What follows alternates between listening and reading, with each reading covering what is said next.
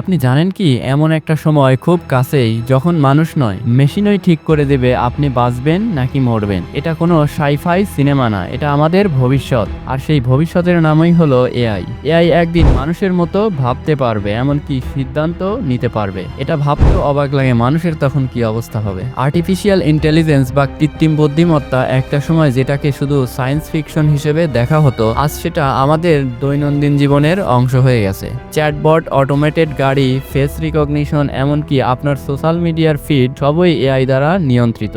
কিন্তু প্রশ্ন হলো, এই প্রযুক্তি যতই উন্নত হচ্ছে সেটা কি আমাদের জন্য আশীর্বাদ না এক ভয়ঙ্কর অভিশাপ? চলুন আমাদের আজকের ভিডিওতে বিস্তারিত জেনে নেওয়া যাক।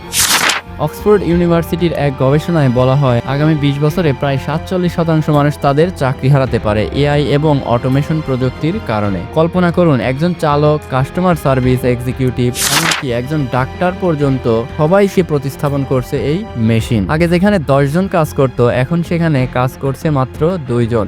বাকি 8 জনের জায়গা নিয়েছে machine. Data entry, graphics design, এমনকি লেখা ও কোডিং সব করছে এআই। এভাবেই হাজার হাজার চাকরি আজ বিলুপ্তির পথে। বর্তমানে এআই সফটওয়্যারগুলো এতটাই উন্নত হয়ে গেছে যে কোনো ছবি তৈরি করে ফেলা যায় প্রম্পট ব্যবহার করে।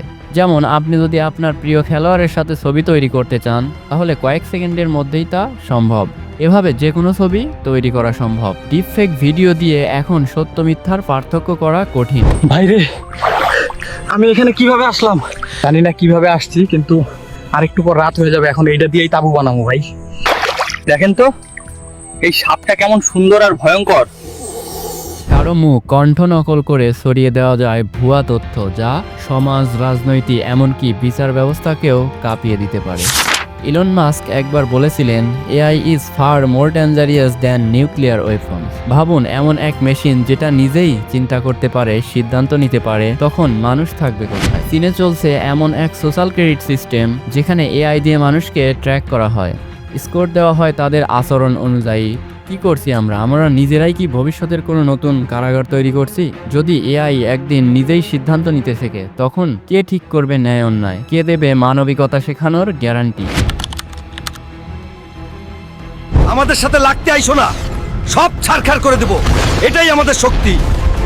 এটি অনেকাংশে সায়েন্স ফিকশন হলেও কিছু আশঙ্কা বাস্তব। এআই ডিসিশন মেকিং যদি মনুষ্য নিয়ন্ত্রণের বাইরে চলে যায়, যেমন স্বয়ংক্রিয় অস্ত্র, কৃত্রিম ইচ্ছাশক্তি ইত্যাদি তৈরি করতে থাকে, সুপার ইন্টেলিজেন্ট এআই যদি তৈরি হয় যা মানুষের চেয়ে অনেক বেশি বুদ্ধিমান ও দ্রুতগতির হয়, এবং এআই যদি ভুল সিদ্ধান্ত নেয়, মানুষের জীবন ক্ষতিগ্রস্ত হতে পারে।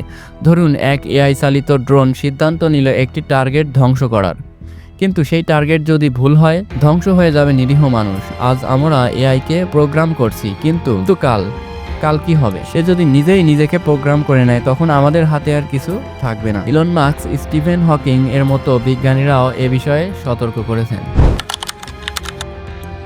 কথায় অবহেলা করলে হ্যাঁ, তবে নিয়ন্ত্রণ ও নীতিমালা থাকলে এটি সম্ভব হবে না। এআই যদি নিজেই নিজের কোড আপডেট করতে পারে এবং মানুষের নিয়ন্ত্রণ এড়িয়ে যায়, যদি কোনো দেশের সেনাবাহিনী এআই নির্ভর হয়ে যায় এবং সেটি হ্যাক হয় বা ভুল সিদ্ধান্ত নেয়, ডিপফেক বা মিস ইনফরমেশন ছড়িয়ে সমাজ ভেঙে পড়তে পারে। যদি এআই আমাদের চেয়ে বেশি দক্ষ হয়, তাহলে আমরা কিসের জন্য এই পৃথিবীতে থাকব?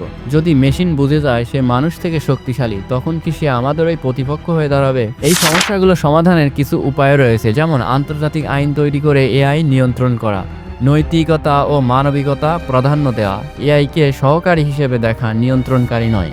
শিক্ষা ও সচেতনতা বাড়ানো, যেন সবাই প্রস্তুত থাকে। এআই একদিকে যেমন আমাদের জীবন সহজ করে দিচ্ছে, অন্যদিকে তৈরি করছে এক অজানা অস্থির ভবিষ্যৎ।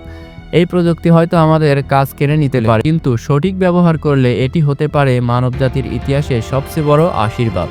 ভবিষ্যৎ অন্ধকার হবে কিনা সেটা নির্ভর করছে আজ আপনি কিভাবে এআই ব্যবহার করছেন তার উপর। আপনার কি মনে হয়, এআই একদিন আমাদেরই নিয়ন্ত্রণ করবে? কমেন্টে জানান আপনার মূল্যবান মতামত। আর যদি এই ভিডিও আপনাকে একটুও ভাবতে বাধ্য করে, তাহলে লাইক দিন, শেয়ার করুন এবং এমন আরো ভয়াবহ বাস্তবতা জানার জন্য চ্যানেলটাকে সাবস্ক্রাইব করে রাখুন। অভিনয়ের জন্য ইমন, তুই সেরা রে। প্রেম করলি আমার নাতনির সাথে আর বিয়ে করলে অন্য মাইয়ারে।